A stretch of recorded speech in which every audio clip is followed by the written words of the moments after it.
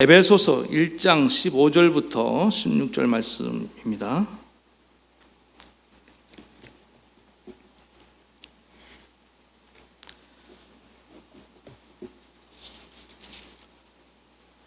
두 절밖에 안 되니까 우리 같이 큰 소리로 함께 봉독하겠습니다. 시작. 이로 말미암아 주 예수 안에서 너희 믿음과 모든 성도를 향한 사랑을 나도 듣고 내가 기도할 때에 기억하며 너희로 말미암아 감사하기를 그치지 아니하고. 아멘. 오늘은 사도 바울의 감사의 기도라는 제목으로 하나님의 말씀 증거하겠습니다. 옆에 분하고 한번 인사합시다. 항상 감사하는 성도가 됩시다. 인사하겠습니다. 오늘 에베소서 5번째 시간입니다. 사도 바울은 이 에베소서 서론에서 3가지 신령한 복을 말씀하고 있다고 말씀드렸습니다. 첫 번째, 성부 하나님의 선택의 복. 두 번째, 성자 예수님의 그리스도의 구속의 복. 세 번째, 성령의 인치심의 복. 각각의 복에 대해서 우리가 이렇게 쭉 살펴봤고, 그리고 이 사도 바울이 이 3가지 복을 묵상하다가 깨닫고 이거를 이제 에베소 교회들에게 서두에 찬송의 형태로 말씀하고 난 뒤에 갑자기 이제 오늘 본문은 뭐냐면은 이제 기도가 나옵니다. 기도. 왜 이런 기도가 나왔냐면은 지금 이렇게 하나님께 막 찬송하면서 성부 하나님의, 성자 예수 그리스도의, 또 성령님의 이런 놀라운 은혜를 이 에베소 교인들에게 같이 에베소 성도들에게 전달되길 바라는 마음입니다. 이걸 나누고 싶은 마음에 이제 기도하는 거예요. 그 내용이 이제 오늘부터 시작됩니다. 오늘 이 바울의 기도를 통해서 우리는 바울의 이 간절한 심정, 받은 은혜를 나누기를 원하는 그 마음을 여러분 헤아릴 수 있기를 바라겠습니다. 첫 번째 바울의 기도의 오늘 내용은 뭐냐면은, 바울은 그의 기도를 감사로 시작됩니다. 여러분, 우리의 기도가 언제나 이렇게 감사로 시작되기를 바라겠습니다. 자, 16절을 다시 보니까 너희를 인하여 감사하기를 마지 아니하고. 그 에베소 교회를 생각하니까 마음속에 또 막 감사가 이렇게 터져 나오고 있다는 거예요. 뭔가 이제 이 축복을 나누면서 기도 형태로 나누기 이전에 먼저 딱 기도를 하려 하는데 뭐가 나왔다는 겁니까? 에베소 성도들 생각하니까 막 감사가, 하나님을 향한 찬송이, 구원의 찬송이 막 흘러나오듯이 에베소 성도들을 생각하니까 마음속에도 감사가 막 이렇게 흘러나오더라는 거예요. 참, 누군가를 생각하면서 이 감사가 나올 수 있다는 것은 큰 복인 줄 믿습니다.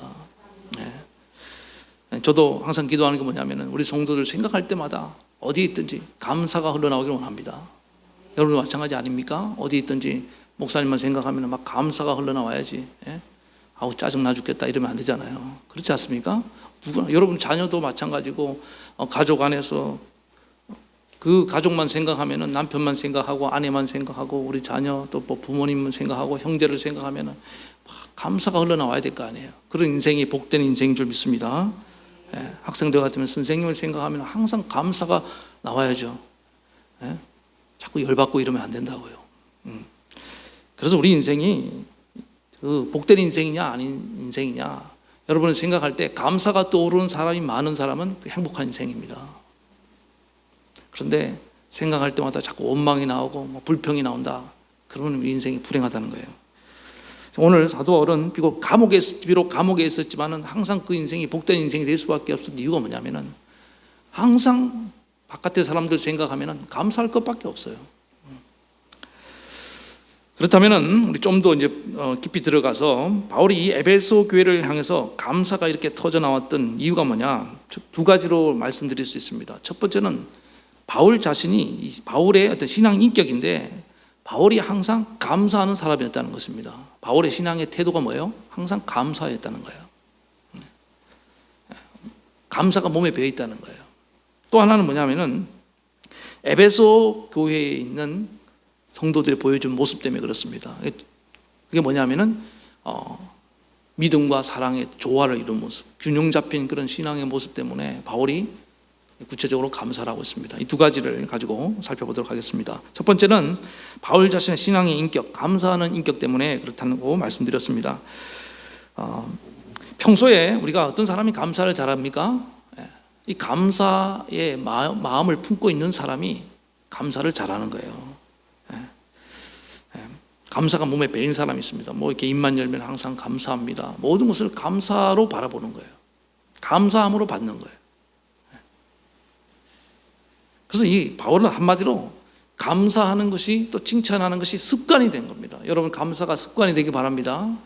어떤 사람은 감사를 한번 하려면 너무 힘이 들어요. 그래서 어릴 때부터 집에서 자녀들 보세요. 감사하는 걸 잘 가르친 애들은 그냥 감사가 몸에 배어서 아주 잘 감사를 하잖아요. 우리 성도님들도 우리 교인들도 이 감사는 우리 사실 예수 믿는 사람들의 가장 큰 강점이 뭐냐? 저는 감사라고 확신합니다. 어딜 가는지 감사하는 거예요. 감사가 이렇게 몸에 배어 있어야 된다고요. 감사가 체질화되기를 축원합니다. 예. 근데 바울이 처음부터 그랬던 게 아닙니다. 바울이 다메섹 도상에서 부활하신 주님 만나기 이전에 바울의 모습을 한번 상상해 보십시오. 바울은 굉장히 부정적인 사람이었습니다. 항상 이 양미간이 내천자를 그리고 누군가를 정죄하고 죽이려고 했던 사람 아닙니까? 특별히 예수 믿는 사람을 타겟을 삼아갖고 다 잡아 가두려 하고, 그 바울이 뭐 감사가 있었겠습니까? 자기 딴에는 하나님을 잘 믿는다고 하지만은 바울의 인생에 감사가 없었어요. 그러나 예수님 만나고 난 뒤에 완전히 달라졌습니다. 감사하는 그런 인격으로 변화됐다는 것입니다. 저는 그래서 확신하는 게 뭐냐? 우리 주님 만나면은, 예수님 만나면은 인생이 그 원망이 가득했던 사람이 감사하는 사람으로 변화될 줄 믿습니다. 여러분 주변에 항상 뭐 입만 열면 원망이 쏟아져 나온 사람 있습니까? 주님 만나기를 기도하십시오. 그리고 또 만난 이후도 바울이 이제 사도가 되어서 그 복음을 전하는 과정을 한번 보세요. 얼마나 많은 고난이 있었습니까? 인생이 그 험난한 그 여정 가운데에 살아있는 게 기적이거든요. 그 수도 없는 죽을 고비를 넘기고 또 하나님의 구원 은혜를 맛보면서 바울이 깨달은 게 뭡니까? 아, 인생은 감사구나. 인생은 하나님의 은혜로 되는 것이구나. 이 무수한 그 고난 가운데 내가 끝났다고 생각하는 찰나에도 하나님 개입하시고, 그런 반복적인 구원의 은혜를 맛보면 어떻습니까? 다 감사하죠. 뭐 살아있는 게 감사고, 그냥 존재 자체가 감사고, 뭘 잘하고 못하고는 그 다음 문제예요. 지금도 자꾸 그런 걸 따지는 분들은 아직 은혜가 뭔지 모르는 겁니다. 그래서 이 바울 서신서를 보면요, 거의 제가 찾아보니까 거의 모든 서신서의 서두에 바울은 감사로 시작합니다. 로마 교회, 로마서에도 그렇고 고린도서에도 그렇고 데살로니가서, 골로새서, 뭐 빌립보서, 디모데, 뭐 빌레몬, 다 궁금하신 분들 한번 찾아보세요. 바울 서신서를 막 그렇게 많지도 않습니다. 서론부만 1장만 한번 집에 가서 한번 쫙 보세요. 거기 보면 내가 너희를 생각할 때마다 감사함은, 그 표현이 반복적으로 나오고 있더라는 것입니다. 몇 가지만 샘플로 예를 들면은 빌립보서 1장 3절에 보니까 내가 너희를 생각할 때마다 나의 하나님께 감사하며 간구할 때만 너희 무리를 위하여 기쁨으로 항상 간구함은 너희가 첫날부터 이제까지 복음을 위한 일에 참여하고 있기 때문이다. 바울은 빌립보 교회를 생각할 때마다 감사와 기쁨이 넘쳐났습니다. 왜? 처음부터 변함없이 이제까지 복음을 위한 일에 그들이 열심으로 참여하는 그 모습이 너무너무 기뻤다는 거예요. 감사하더라는 거예요. 그 다음에 로마서 같은 경우도 로마서 1장 8절, 첫째는 내가 예수 그리스도로 말미암아 너희 모든 사람을 인하여 내 하나님께 감사함은 너희 믿음이 온 세상에 전파됨이라. 바울은 로마 교회에 간 적도 없습니다. 가본 적도 없는 그 교회의 소문만 듣고도 바울이 이렇게 막 감사하다고 편지를 보내는 거예요. 그 다음 고린도전서 1장 4절, 그리스도 예수 안에서 너희에게 주신 하나님의 은혜를 인하여 내가 너희를 위하여 항상 하나님께 감사하노니 이는 너희가 그의 안에서 모든 일 곧 모든 구변과 모든 지식에 풍족함으로 그리스도의 증거가 너희 중에 견고케 되어 너희 모든 은사에 부족함이 없어 우리 주 예수 그리스도의 나타나심을 기다림이라. 사실 이 고린도서를 바울이 썼을 때는 고린도에 있는 많은 문제점이 있다고 그랬지 않습니까? 뭐 분쟁이 있고 또 거기에 어떤 분파가 이제 나눠져 있고 또 심지어 음행이 있고 부자 가난한 자들끼리 이렇게 막 분리된 모습이 있고, 근데 그런 또 자기 사도권에 대해서 문제 제기하고 뭐 도전하는 그런 세력들이 있음에도 불구하고 사도 바울은 그 고린도 교회 고린도서의 서두에는 감사를 말하고 있습니다. 뭐가 감사하다는 거예요? 하나님 너희에게 많은 하나님의 은혜로 인해서 너희에게 은사를 많이 주신 것. 그러니까 사도 바울은 뭐냐면은 고린도 교회처럼 문제 많은 교회 속에서도 뭘 찾아냅니까? 장점을 발견하고 감사하더라는 거예요. 여러분, 이게 굉장히 중요한 것입니다. 우리가 어떤 사람의 문제를 발견하면 그 문제밖에 안 보입니다. 그런데 사도 바울은 문제 많은 건 문제 많은 거고, 있는 건 있는 거고, 그 안에 있는 감사할 것을, 장점과 어떤 강점 또 좋은 점들을 발견하고 찾아내는 거예요. 이게 능력입니다. 예. 감사를 잘하는 사람은 감사할 걸 찾아낸다니까요. 발견해내는 거예요. 한마디로 뭐냐면 상황이 좋고 뭘 잘해서가 아니라니까요. 그 사람 안에 있는, 그 교회 안에 있는 그 대상과 어떤 그 상황 속에서도, 지금 이 코로나19 속에서도 감사하는 사람이 있을까 없을까요? 날마다 지난주에 말씀하는 것처럼 자유하면서 감사하는 거예요. 나는 이렇게 구속당했다 그러고 갇혀있다 그러고 답답해 죽겠다 그러고 원망불평하는 사람도 물론 많겠지만은 그 가운데도 감사하는 사람, 감사하는 사람이 자유하는 영혼인 줄 믿습니다. 예. 감옥에 있으면서도 사도 바울은 바깥에 있는 에베소 교회 안에 있는 장점을 발견하고 감사하며 나아가는 거예요. 그래서 이 감사의 문제는 뭐냐면은 환경의 문제가 아닙니다. 감사의 문제는 조건의 문제가 아닙니다. 감사의 문제는 뭐예요? 눈의 문제예요. 내 눈이 하나님의 은혜의 시각을 딱 갖게 되면은 다 감사할 것을 찾아내게 된 줄 믿습니다. 근데 우리는 전부 다 이 눈에다가 바울이 그 비늘이 벗겨졌다 그랬잖아요. 예수 믿으면서. 그 비판적인 시각, 그 안경을, 색안경을 끼고 있으니까, 여러분 빨간색 안경을 쓴 사람들은 세상이 다 어떻게 보입니까? 한번 궁금하면 쏘고 한번 실험을 해보세요. 다 까맣게, 어떤 분이 실내에 들어와서는 왜 이렇게 불을 안 켰냐고 깜깜하다고 막 뭐라고 하는 거예요.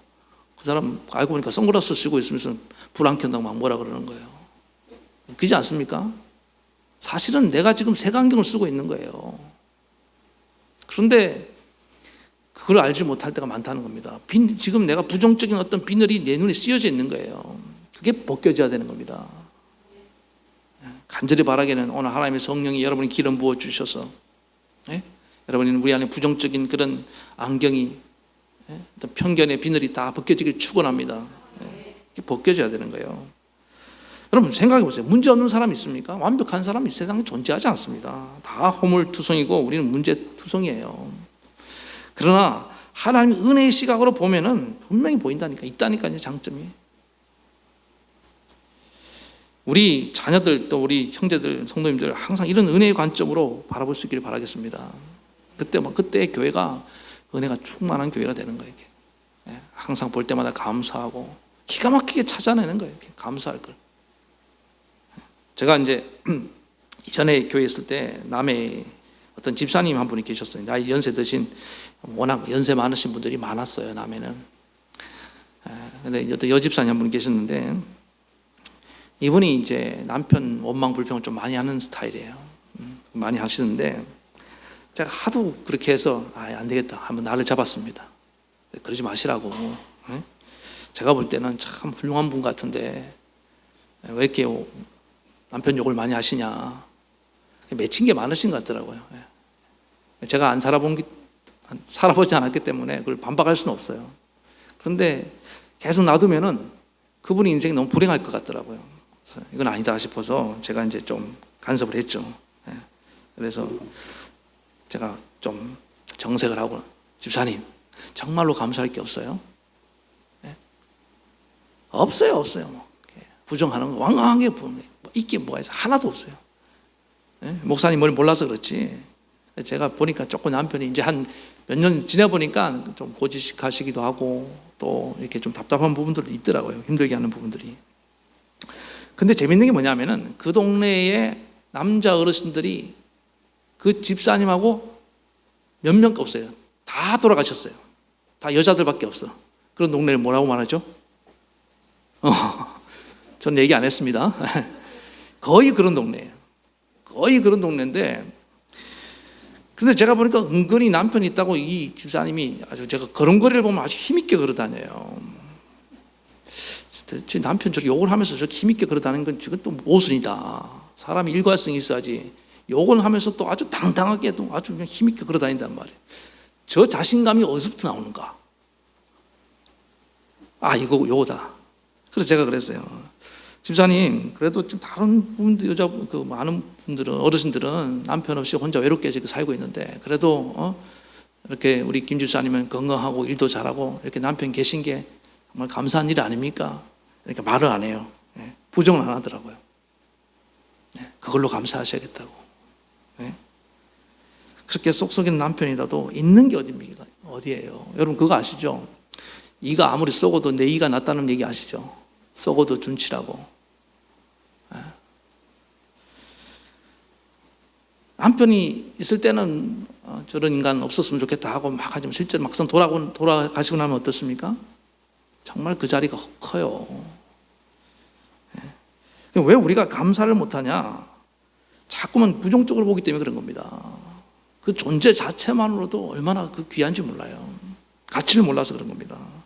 여러분, 그 가치를 빨리 발견하기 바랍니다. 그래서 좋게 보면요, 얼마든지 다 감사할 것밖에 없어요. 본인만 몰라. 바깥에서 보면은, 다른 사람이 보면은 참 정말 행복에 겨운데 본인은 거기서 자꾸 불행하다고 생각하는 겁니다. 왜 그래요?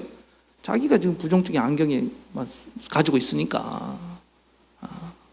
그래서 좀 객관화시켜 볼 필요가 있습니다. 내 인생은 내 삶이 얼마나 지금 많은 것을 누리고 있는지. 저도 그래요. 제가 한 번씩 그런 마음이 들 때마다 객관화시켜 보는 노력을 많이 합니다. 그러면은 내가 정말 복 있는 인생이구나. 우리 동성교회 성도님 만난 게 참 큰 복이구나. 여러분, 감사합니다. 이렇게 감사가 막 나온 거예요. 그래서 바울은 예수님 만난 이후로는 항상 모든 게 다 감사해요. 감사. 어떤 조건에서든지.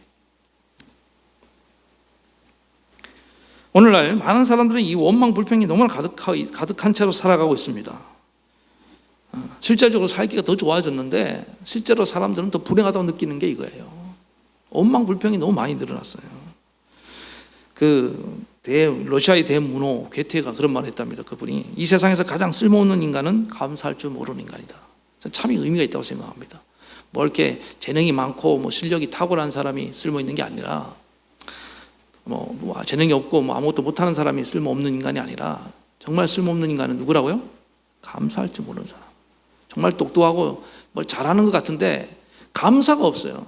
그 사람은 오래 못 갑니다. 나중에 제일 골칫거리가 된다니까요. 직장 같은데 가보세요. 정말 일은 탁월하게 잘해요. 그래서 맨날 부딪혀요. 왜 그럴까요? 맨날 원망 불평하니까. 감사할 줄 모르니까 그렇게 되는 거 아닙니까? 그 반면에 록펠러는 또 이런 말을 했어요. 감사를 모르는 사람은 부자가 될 수 없다. 이 사람은 자기 부자가 된 비결을 감사로 얘기합니다. 이 감사는 부자가 꼭 되고 안 되고 문제가 아니에요. 우리 인생을 성공적으로 만드는 키워드는 것은 확실합니다. 간절히 바라기는 우리 사랑하는 우리 동성교회 성도님들, 오늘 또 온라인 예배드리는 모든 분들은 감사에 있어서는 정말 대가가 되길 축원합니다. 감사.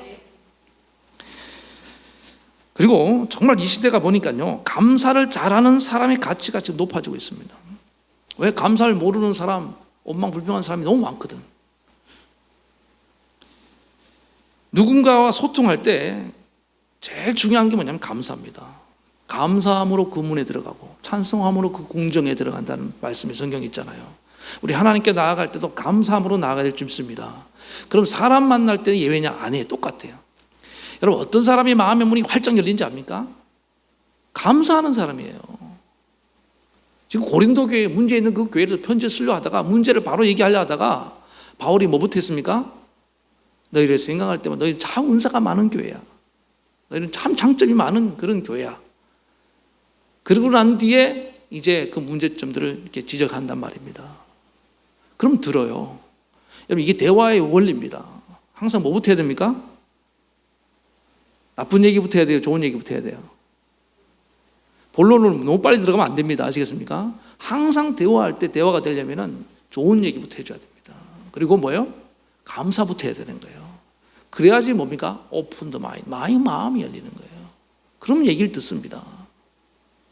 지금 바울이 그걸 너무 잘 알았는지 아니 저는 바울이 그걸 어떤 뭐 처세술로 알았다기보다 카운슬링 기술로 알았다기보다 바울은 뭐냐면 그냥 자연스럽게 하나님 은혜를 받고 나니까 감사부터 하며 나아가는 거 아닙니까?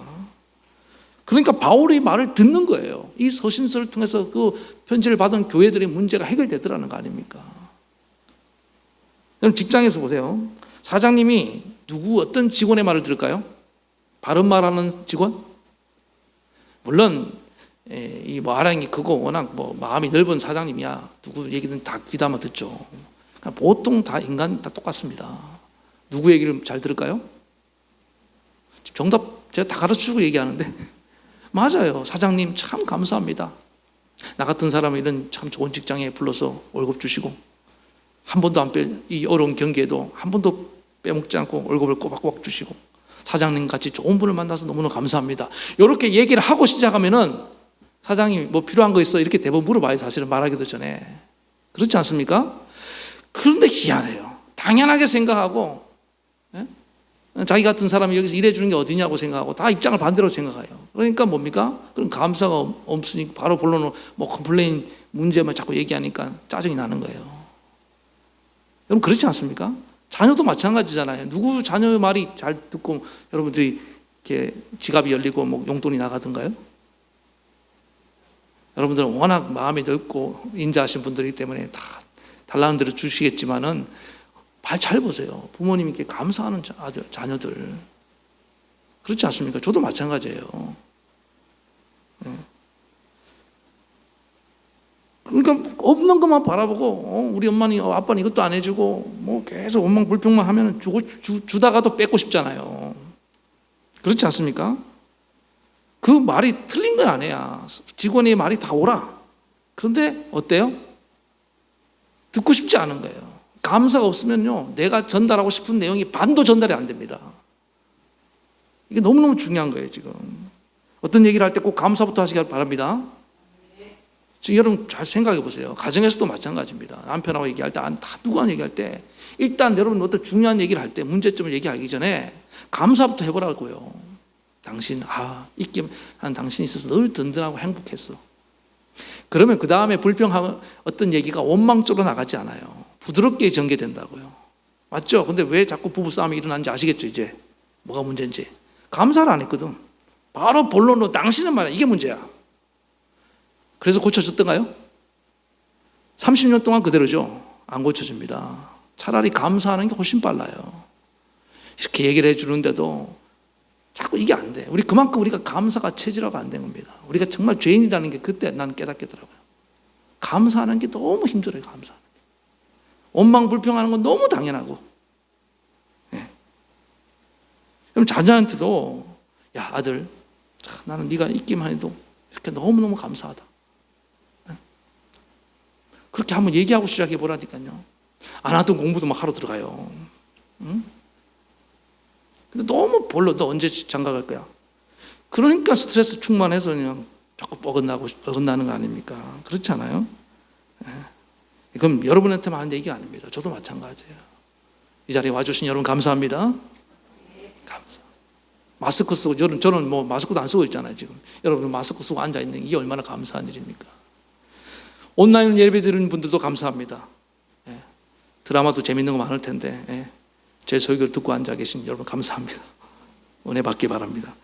이게 항상 모든 소통이 감사로부터 시작된 줄 믿습니다. 바울은 이걸 너무 잘 알았던 거예요. 그래서 감사를 찾아내고 감사하는 사람이 소통이 잘 되고 풍성한 관계를 맺게 될 줄 믿습니다. 그런 우리 성도님들 되기를 축원합니다. 그 다음 두 번째로 바울이 에베소 교회 안에 있는 그 교회의 감사의 모습을 또 발견했는데 그게 뭐냐면은 그 믿음과 사랑이 조화를 이룬 그런 모습, 균형 잡힌 모습이라는 겁니다.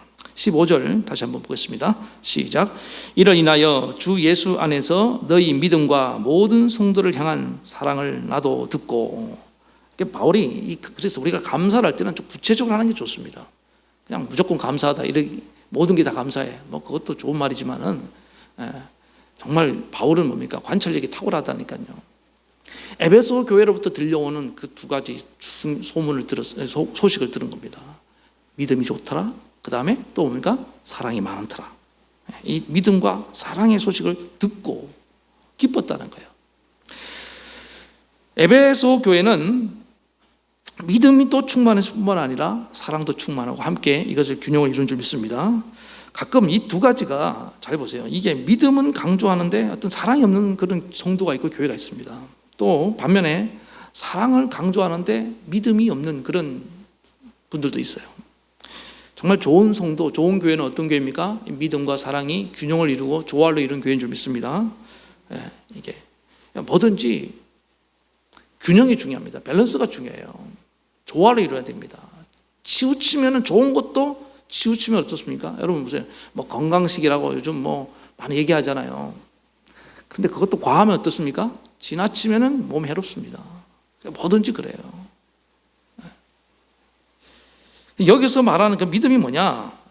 이거는 이제 소위 믿음, 소망, 사랑할 때가 좀 다른 관점으로 접근해야 됩니다. 믿음은 여기서 우리가 믿는 바를 말합니다.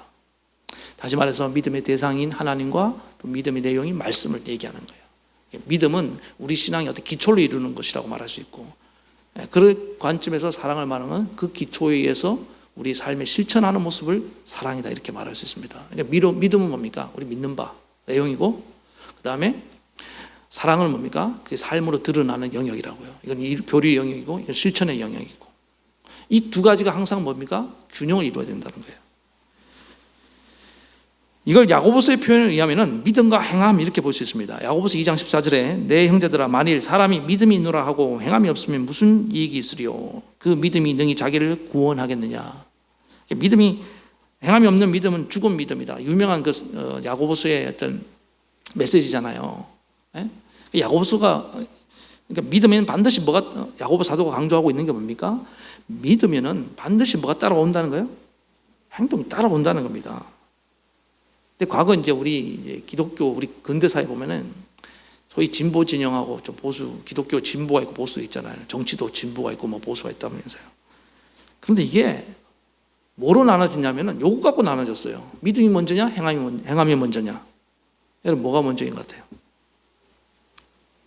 예? 이거 갖고 싸웠다고요. 그래서 이 보수 진영이 뭐냐면 믿음이 중요하다. 그 다음에 또 진보 진영 같은 때는 무슨 소리냐, 믿기만 하면 다야, 행동하지도 않고.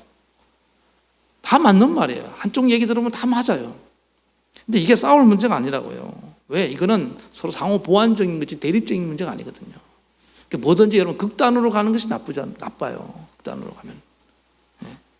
이건 싸울 문제가 아니고 믿음과 행함은 원래 하나입니다.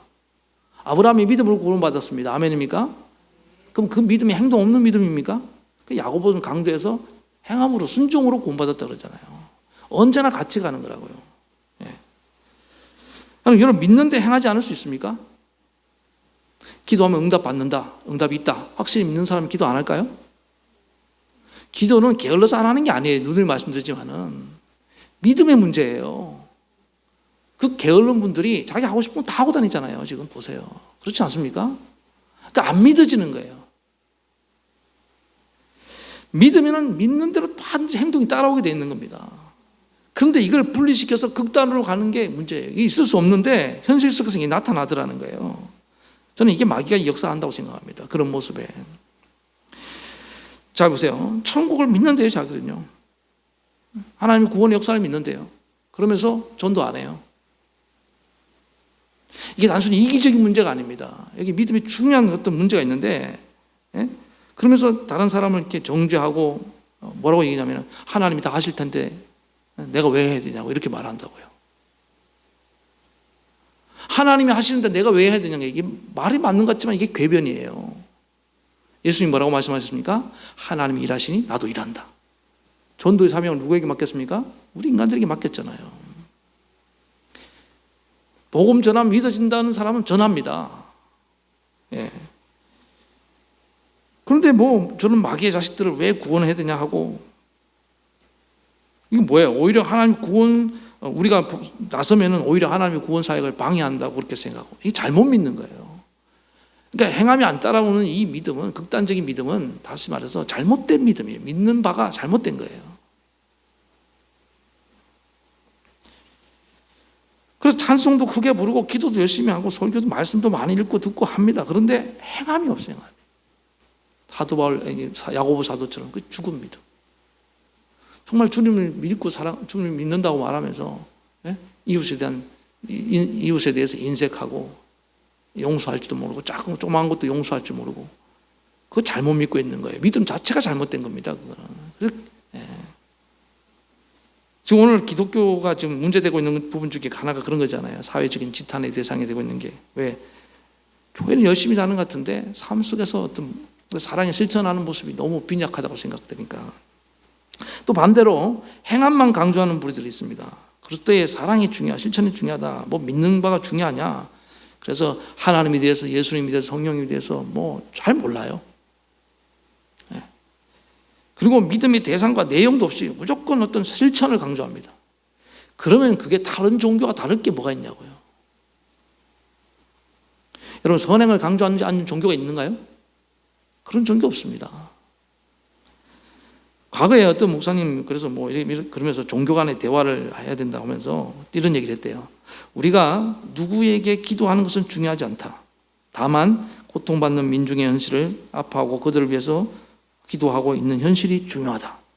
굉장히 고상하고 말은 그렇듯한 것 같지만은 이건 기독교 신앙 아닙니다. 기독교 신앙은 대상이 분명해야 됩니다. 아멘입니까? 우리는 우리 주 예수 그리스도를 믿는 거예요. 그분만이 유일한 구원자라고 확신하는 겁니다. 그 믿음에서 나온 사랑의 실천이지 그냥 인간 보편적인 어떤 휴머니티에 호소하는 게 아니에요. 그건 인본주의입니다. 그래서 행동만 강조하고 사랑의 실천이 중요하다. 이 극단이 인본주의로 가는 거예요. 예수에 대한 고백이 좀 달라도 뭐 상관없다. 아닙니다. 이 극단을 우리가 경계해야 된다는 것입니다.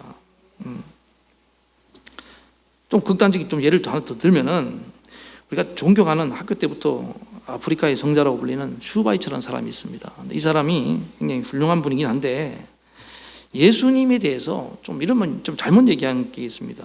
아주 크게 잘못 얘기했죠. 뭐라고 했냐? 예수 그리스도는 역사의 수레바퀴를 막아서려다가 실패한 자다. 깔려 죽은 자라고 이렇게 얘기했습니다. 이게 무슨 얘기냐면은 그러니까 이 어떤 역사의 어떤 흐름이 있을 겁니까? 그걸 막아서서 구원해 보려 하다가 깔려서 죽었다. 이게 뭐예요? 실패했다는 거예요. 실패자라는 겁니다. 예수님이 실패자예요? 물론 그렇게 단순하게 해석하면 안 된다고 그렇게 생각할 수도 있겠지만은 여러분 우리가 생각해 보세요. 예수님이 어떤 그 십자가만 믿으면 안 되잖아요. 십자가 이후에 부활을 믿어야 되잖아요. 그게 온전한 신앙 아닙니까? 그리고 거기서 나온 신앙 힘을 가지고 우리가 섬기고 사랑하며 나아가는 거예요. 우리 행동의 베이스가 다르다고요. 그래서 이걸 구분해야 됩니다. 그래서 참된 신앙은 뭐라고요? 이 두 가지 신앙의 균형. 언제나 이 균형이 중요합니다. 여러분 믿는 바를 확실히 붙잡기 바랍니다. 그래서 좀 딱딱하지만은 이 교리적인 설교를 들어야 되는 이유가 뭐냐면 말씀에 이런 내용이 깊이 들어가야 되는 이유가 뭐냐면은 우리 신앙의 기초가 튼튼해지기 위해서 그런 겁니다. 아니면 기독교인지 아닌지 구분을 못해요. 모든 종교는 다 똑같지 않느냐? 교회를 20년 다니고도 그러고 있으면 어떡하자는 거예요. 그렇지 않습니까? 확실히 믿어야 됩니다. 그리고 그 믿는 바의 믿음으로 끝나서는 안 되고 그 믿음의 기초에서 내 행동의 이유가 뭐냐? 주님 날 사랑하셨기 때문에, 주님 날 구원하셨기 때문에. 우리는 다릅니다. 우리 행동의 근거가 달라요. 그리고 나아가는 실천이 있을 때 여러분 온전한 구원이 이루어질 줄 믿습니다. 그 모습이 바로 에베소 교회가 보여주었다는 거예요. 말씀의 하나님에 대한 어떤 진리에 대한 어떤 그 기초. 그러니까 이 에베소 교회를 향해서 사도 바울이 편지를 쓸 때 이런 성부, 성자, 성령의 어떤 삼일째 하나님의 구원의 경륜을 얘기할 정도로 이게 단순히 깨달았기보다 이런 얘기를 해도 에베소 교회는 알아들을 수 있다. 에베소 교회는 이 정도 수준의 깊은 얘기를 하더라도 이걸 받아들일 수 있고 이걸 그들에게는 이것이 은혜가 될 수 있다. 이렇게 확신하고 나아간 거 아닙니까? 왜 빌립보서이나 다른 서신서에서는 이런 얘기가 없다가 이 에베소서에만 이게 있냐 이 말이에요. 에베소 교회는 뭡니까? 믿는 바에 충실한 교회였습니다. 복음의 진리에 충실한 교회였다는 거예요. 여러분 여기 오래 신앙생활 우리 하신 분들 잘 보세요. 내가 믿는 바에 대해서 어떤 기초가 너무 빈약하면 안 돼요. 구원의 기초가 튼튼해야 될 줄 믿습니다. 흔들림 없는. 그리고 거기에 사랑이 받쳐줘서 여러분 우리가 정말 균형 잡힌 우리 교회는 건강한 신앙, 그래서 풍성한 열매를 맺는 그런 복된 교회 되기를 축원합니다. 오늘 말씀의 결론입니다. 바울을 오늘 감사하기도, 바울이 왜 이런 감사가 터져 나왔다고 말씀드렸습니까? 바울은 그의 신앙의 인격이 감사의 인격으로 갖추고 있었다는 겁니다. 여러분 눈이 변화되기 바랍니다. 그 다음에 또 하나는 뭡니까? 에베소 교회에 있는 그 믿음과 사랑의 균형 잡힌 모습을 보고 발견해서 감사하는 겁니다. 여러분들 이런 장점을 보고 우리도 감사하고 또 이렇게 믿음과 사랑의 균형 잡힌 그런 조화 여러분 되기를 축원합니다. 우리 말씀 생각하시면서 찬양 부르겠습니다.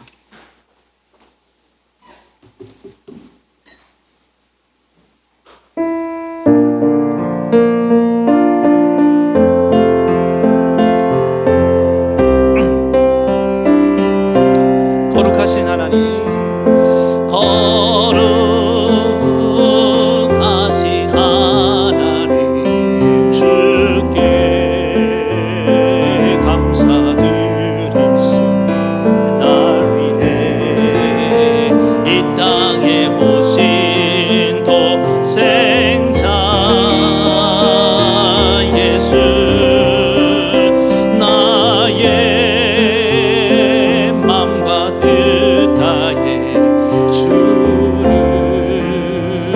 사랑합니다. 날 위해 이 땅에 오신 독생자 예수, 내가 약할 때 강함 주고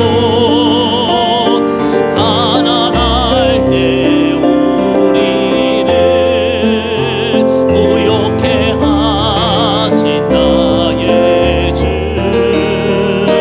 감사. 내가 약할 때 강함 주고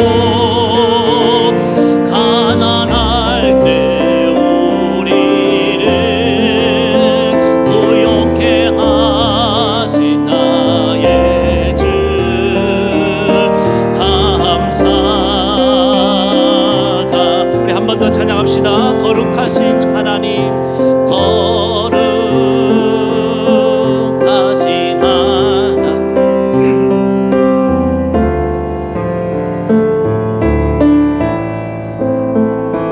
날 위해 이 땅에 오신 독생자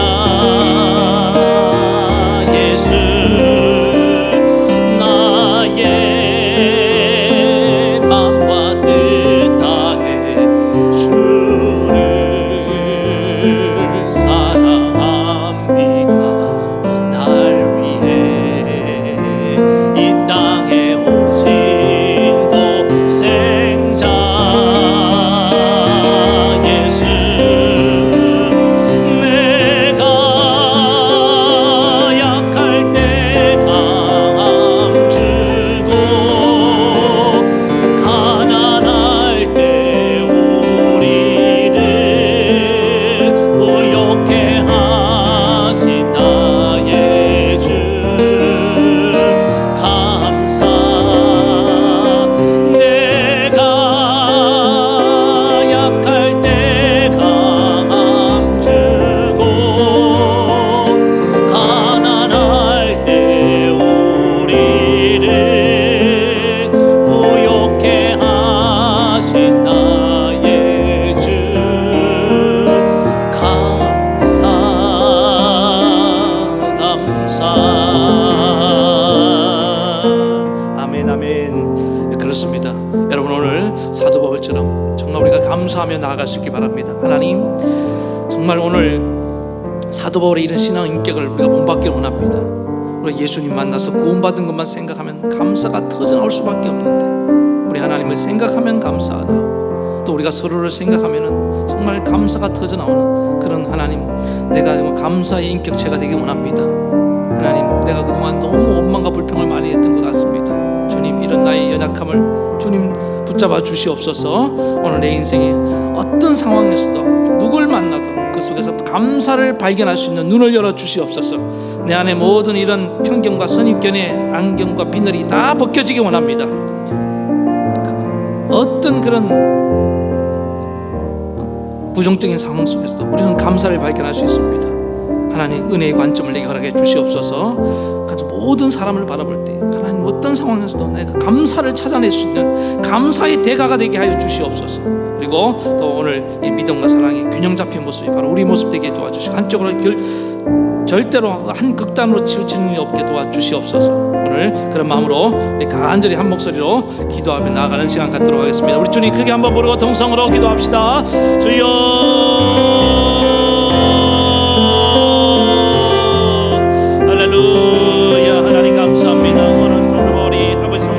성령의 그 구원의 경륜을 깨닫고 찬송이 터져나오듯이 또 아버지 하나님 에베소 성도들을 생각할 때 아버지 하나님 그는 감사가 끊이지 않는다고 했습니다. 하나님 우리는 감사가 끊어질 때가 너무 많습니다. 원망은 계속 이어지면서 하나님 우리 마음속에 왜 자꾸 감사가 끊어질까요? 은혜를 잃어버렸기 때문인 줄 믿습니다. 주님 끊임없이 하나님의 은혜를 묵상하게 도와주시옵소서. 아버지 하나님 사도 바울처럼 아버지 하나님 감사의 사람이 되기 원합니다.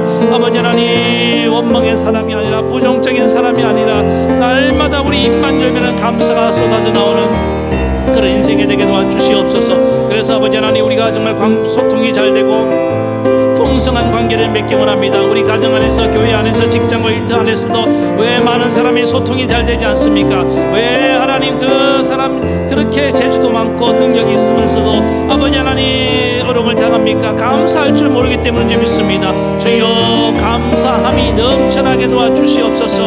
내 눈에 이런 부정한 비늘 원망의 비늘을 다 벗겨주시고 아버지 하나님 감사의 시각을 주시기 원합니다. 하나님 은혜의 시각을 주시옵소서. 그래서 아버지 하나님 언제나 은혜의 관점으로 하나님 바라보고 그 속에서 감사를 발견하고 찾아내서 감사할 수 있는 그런 아버지 하나님 감사의 대가들이 다 되길 원합니다.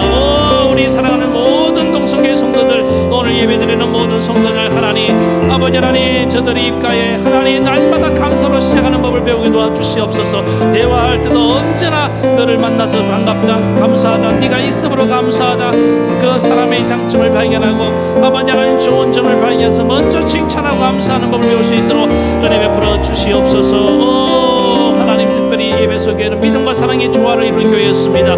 우리의 신앙에도 이런 균형과 조화를 이루기 원합니다.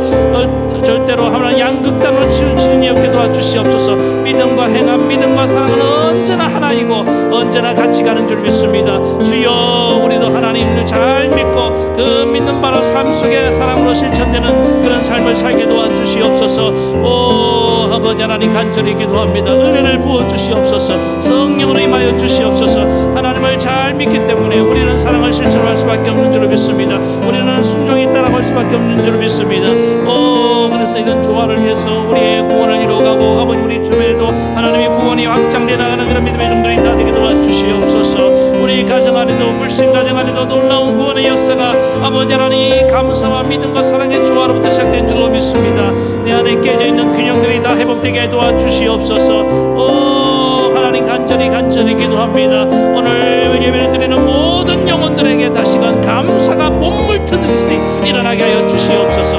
어떤 환경 가운데도 악조건 가운데서도 아버지 하나님 아무리 그 악한 사람 부정적인 사람 가운데서도 감사를 찾아 나아갈 수 있는 그런 아버지 하나님 신실한 믿음의 종들 다 되게 도와주시옵소서. 예수님 이름으로 기도합니다. 아멘. 우리 계속해서 같이 기도합시다. 이 시간 기도할 때 하나님 코로나19 이후에 하나님 큰 부흥을 주시옵소서. 우리 교회 안에, 우리 목장 안에, 가정 안에, 일터 직장 안에 하나님 우리가 생각하지 못하는, 우리가 가늠할 수도 없는 하나님의 부흥의 계획이, 하나님의 큰 역사하심이 기다리고 있는 줄 믿습니다. 우리 하나님을 전적으로 신뢰합니다. 하나님 일하시옵소서. 우리가 아무것도 할 수 없다고 낙심하지 말고 지금은 기도와 말씀 가운데 깊이 들어가서 우리 하나님의 일하심을 묵도하며 나아갈 수 있도록 은혜 베풀어 주시옵소서. 특별히 여러분 주변에 어려움당하는 영혼들, 경제적으로 또 관계적으로 또 질병 가운데 어려움당하는 영혼들을 생각하면서도 같이 기도해 주시기 바랍니다. 코로나 이후에 부흥을 주시옵소서. 우리 다 함께 간절히 한 번 더 주님을 크게 부르고 통성으로 기도합니다. 주여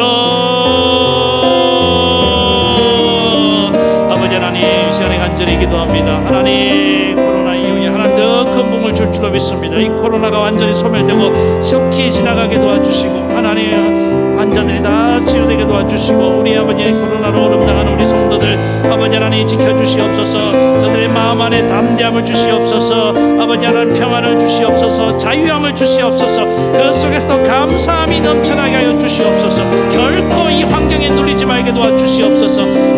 코로나19가 우리를 억눌 수 없는 줄로 믿습니다. 주님 우리를 구속할 수 없는 줄로 믿습니다. 주여 자유하게 도와주시고 아버지 하나님 이후에 하나님 주실 더 큰 영광과 더 큰 축복과 더 큰 은혜를 바라보고 나아갈 수 있게 도와주시옵소서. 하나님이 우리 가정 안에 우리 직장 안에 우리 교회 안에 일터 안에 이 민족 안에 우리가 상상할 수 없는 우리가 가늠할 수 없는 큰 복을 주실 줄로 믿습니다. 이 또한 지나가게 할 줄로 믿습니다. 아버지 하나님 그날을 바라보고 소망 가운데 기도하며 인내하며 나아갈 수 있게 도와주시옵소서. 주님 결코 약해지지 말게 도와주시고 결코 믿음이 흔들리지 말게 도와주시고 더 견고히 서가게 도와주시고 더 하나님을 사모하며 나아가게 도와주시옵소서. 아버지 하나님 우리 삶의 자리에서 아버지 하나님 그리스도의 사랑을 실천하며 그리스도의 작은 향기와 빛을 바라며 나아갈 수 있도록 내베풀어 주시옵소서. 우리의 모든 가정들을 지켜주시기 원합니다. 특별히 불신 가정 안에 하나님께서 그 영혼들을 지켜주시옵소서. 붙잡아 주시옵소서. 아버지 하나님 이 일로 핍박 가운데 거하지 않도록 하나님께서 저 도와주시옵소서. 가정에 불화가 생기지 않도록 의견이 나눠지지 않도록 주님 붙잡아 인도해 주시기 원합니다. 여러 가지 어려움당하는 지체들 가정들 우리 성도들 주님 지켜주시고 길을 열어주시옵소서. 하나님 함께해 주시기 원합니다. 떠나갔던 영혼 잃어버렸던 영혼들이 다 주께로 돌아오게 도와주시옵소서. 우리 교회 학교 아이들과 우리 어린이 청소년들 청년들 우리 자녀들을 지키시고 보호해 주시옵소서. 그들의 앞길을 열어주시옵소서. 우리 하나님 열매 닫을 자가 없는 줄 믿습니다. 아버지 하나님 이끌어 주시옵소서. 하나님이 그 은혜 주실 것을 믿으며 예수님 이름으로 축복하며 기도하옵나이다. 아멘. 하나님 아버지 감사합니다. 오늘 사도 바울처럼 우리 하나님의 은혜의 관점으로 모든 것을 바라보며 하나님 감사하는 삶이 살게 하여 주시옵소서. 감사로 시작해서 하나님 맡긴 문이 활짝 열리고 소통이 잘 되며 또 좋은 관계에 풍성한 열매를 맺는 우리 모든 성도들이 되게 하옵소서. 하나님 또 우리 믿음과 사랑의 그런 하나님 조화를 이루기 원합니다. 어떤 경우에도 극단으로 치닫지 않게 도와주시옵고 하나님을 잘 믿고 또 그 믿음의 기초에서 우리 삶 속에서 빛과 소금으로 사랑을 실천하며 정말 하나님의 온전한 구원을 이루어가는 믿음의 종들 되게 도와주시옵소서. 코로나19로 하나님 어려움당하지만 하나님 이후에 주실 축복을 바라봅니다. 하나님께서 속히 소멸시켜 줄 줄로 믿습니다. 하나님 치료제와 백신도 개발되게 도와주시고 하나님 이후에 하나님 주실 그 부흥과 영광과 축복을 바라보며 현재 당하는 고난을 잘 이겨내는 믿음의 종들 되게 도와주시고 결코 매이지 않고 자유하는 우리 믿음의 종들 다 되게 도와주시옵소서. 특별히 더 큰 어려움 당하는 지체들 하나님 눈동자같이 지켜주시고 권능의 팔을 내밀어서 저들을 일으켜 주시옵고 막혀있는 문들이 다 활짝 열릴 수 있도록 주님 복을 내려 주시옵소서. 치료의 광선을 비춰주시고 하나님 저들이 건강을 회복해서 주께 영광 돌릴 수 있도록 은혜 베풀어 주시옵소서. 오늘 이 자리에 참석한 주의종들 또 온라인으로 예배드리는 모든 주의종들을 주님 이름 축복합니다. 우리 주 예수님 이름으로 간절히 기도하옵나이다. 아멘. 이제는 우리 주 예수 그리스도의 크신 은혜와 하나님 아버지의 만극하신 사랑하심과 성령의 감동, 감화, 교통, 위로 역사하심이 사도 바울처럼 항상 감사하는 사람이 되며 또 믿음과 사랑의 균형과 조화를 이루어서 날마다 주님을 기쁘시게 하며 많은 열매를 맺기를 원하는 모든 성도들 머리 위에 저들의 가정과 자녀와 생업 위에 이 나라 이 민족에까지 영원토록 함께 하옵시기를 간절히 축원하옵나이다. 아멘.